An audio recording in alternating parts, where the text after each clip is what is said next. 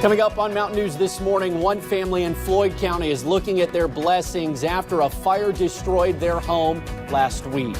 Plus, black jewel miners still wait for their paychecks while others look for a new line of work. And we'll tell you about an opportunity not typically seen for high school students, available right here in the mountains. Dedicated to Eastern and Southern Kentucky, this is WYMT Mountain News This Morning. Good morning. It is 5:32 on Thursday, August the 22nd. I'm Will Puckett. Thank you for tuning in to Mountain News This Morning. Yesterday, we hit 95 at Jackson, the third day in a row. And Brandon, yesterday you were saying it should be a little bit cooler. It was still going to be hot. And I was like, Brandon, there might be a chance that we could get to 95. And you go, very small chance. I didn't rule it out. Was Will wrong? Here, take this. I don't want it anymore. You know I would. You know I would. Do it. Listen, you can finish out. I'll just leave today and we'll just be done with it. Yeah, it did get to 95 again yesterday. It didn't tie the record, though, like it has been, but it's going to be a soggy day on tap for us today a little bit later on. Let's take a look at live pinpoint Doppler radar, and you can see the rain off in the distance there into central Kentucky, moving this general direction. Dry for now, some dense fog in the southern parts of the area, so be careful of that. Temperatures in the 60s and 70s this morning. So another mild start to the day. Your app forecast, you can download that for free on your smartphone or tablet. Those chances for scattered showers and storms will be around as the cold front rolls in. I'll have the rest of the forecast, including tracking that rain for you here in just a little bit. Will? All righty, Brandon, thank you. One family in Floyd County is looking at their blessings, or counting them, after a fire destroyed their home last week. Columbus and Linda Owsley say they still are unsure what caused the fire that tore through their home of nearly 30 years. They have spent the week reflecting not on the things that they lost, but on the lives that they still have. Linda was in the house when the fire started, but was able to get to safety before the flames engulfed the structure. She says many memories were lost, but they are now looking forward to the future. The plans are to get this cleaned up and try to get something to live in. She says the family is praying for doors to open so they can replace their home and begin creating new memories. Well, black jewel miners are still waiting for their paychecks. Others are looking for a new line of work. A handful decided to head back to school. Yesterday, I met up with one of those heading back to school. He is shifting his focus and learning a new trade. You know, some people may say this is a death of Harlem. In October, Colin Cornett will turn 41. You know, right now I've got 18 years underground. You know, look at 20-some years underground. That's a good portion of my life spent in this earth. Now he is forced to shift his focus. You know, I'd always told my wife I wanted to be out of the mines by the time I was 40, and I really didn't realize I was speaking that into life. Nearly 2 months ago, one call while on vacation changed his life. He was without a job and paycheck. Well, I was like, you know, if something ever happens, I could do this. And, you know, I didn't realize whenever I said that something was going to happen. Now he is carving a new path. Cornett is enrolled in the machinist program at the community college. Here, he is learning a new trade, getting him out from underground. I'm very excited because, you know, it gives me another option in life. You know, for 18 years, I've been defined as a coal miner, and that's who I was, and that's what I done. This is a new chapter in a long book, filled with pages from underground. At the end of the day, my trials and my tribulations and everything that I go through, they don't amount to a hill of beans in the grander scheme of things. But there is an unshakable faith. But I see it maybe as a new beginning. I really do. One he plans to guide him on a new journey. Now, Colin Cornett is on the fast-track machinist program. He will be done in December. Yesterday, a state lawmaker filed a bill to close yet another black jewel loophole. Harlan County schools may have to refund $73,000 to Revelation Energy, a black jewel sister company. The money is for an overpaid utility tax. The problem, the coal company still owes the county hundreds of thousands of dollars. So school officials want to keep the money. As it stands now, the bankruptcy court will make the final decision. The bill aims to make sure it does not happen again. Now, as many black jewel miners are still looking for work, EK SEP held yet another job fair, this time at the Harlan Center in Harlan. Multiple employers were there to help assist out-of-work black jewel miners find jobs and training that may suit them so they can get back to work.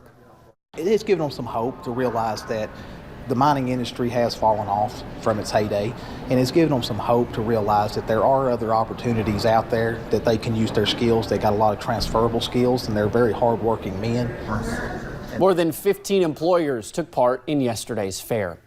Yesterday's AARP presented God's Pantry Food Bank in Prestonsburg with a check for $2,500. Officials say 37 million seniors struggle to make ends meet in the United States. Many are on fixed incomes, and between the cost of medications and food, some are forced to make a hard decision. Charlotte Whitaker with AARP says they wanted to help the pantry in the best way possible.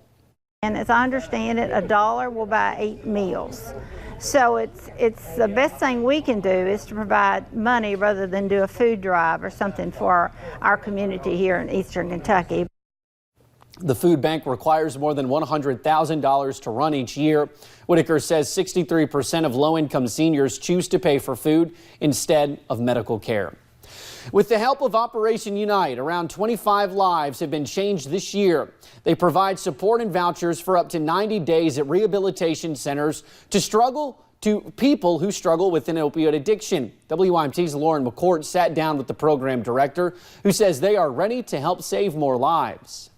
An epidemic that millions of Americans struggle with. It was ridiculous the way I was living, and I didn't know any other way to live. Whether it's opioids or other substances, many people feel like there's no way out. So many people out there that has lost hope, that are on rock bottom. With the problem so prominent in Eastern Kentucky, Operation Unite knew they had to do something to help. There is hope, and that there is help out there. Now, after receiving a new grant, they offer 90-day treatment vouchers to people who are looking for recovery. Since February 1st, we have been able to utilize 25 vouchers. With only 10 vouchers left for this year, they are hoping to help change more lives. If they are willing to do treatment in a facility, it's a holistic approach. Offering an experience that most insurance companies can't provide. The longer that a person can stay engaged in treatment, the better outcome they have. Giving people hope. Because of the Unite voucher, I got to come to Hope in the Mountains, and that's why I am clean today. And a new chance at life. In Floyd County, Lauren McCourt, WYMT Mountain News.